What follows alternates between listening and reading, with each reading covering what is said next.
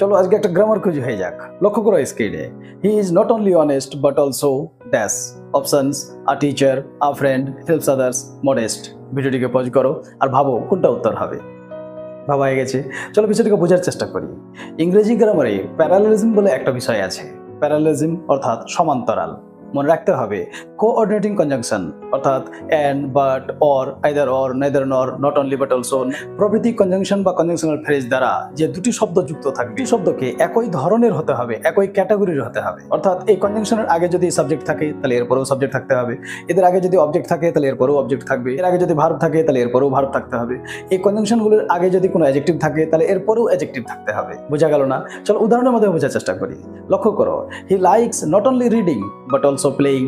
লক্ষ্য করো, নট অনলির পরে এখানে রিডিং আইএনজি যুক্ত ভার্ব জিরান হিসেবে ব্যবহৃত হয়েছে, তাহলে বাট অলসোর পরেও লক্ষ্য করো প্লেইং আইএনজি যুক্ত ভার্ব জিরান হিসেবে ব্যবহৃত হয়েছে।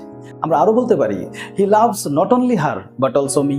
আবার লক্ষ্য করো, নট অনলির পরে হার কি অবজেক্ট ফর্ম, তাহলে লক্ষ্য করো বাট অলসোর পরেও মি অবজেক্ট ফর্ম ব্যবহার করা হয়েছে।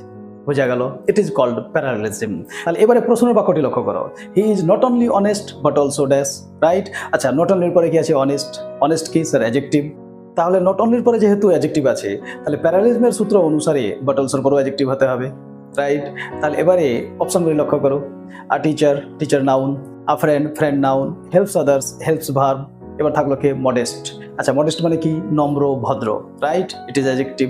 তাহলে এখানে বাট অলসোর পরে অ্যাডজেক্টিভ ব্যবহার করতে হবে, মডেস্ট অ্যান্সার হবে। So the correct sentence is he is not only honest but also modest.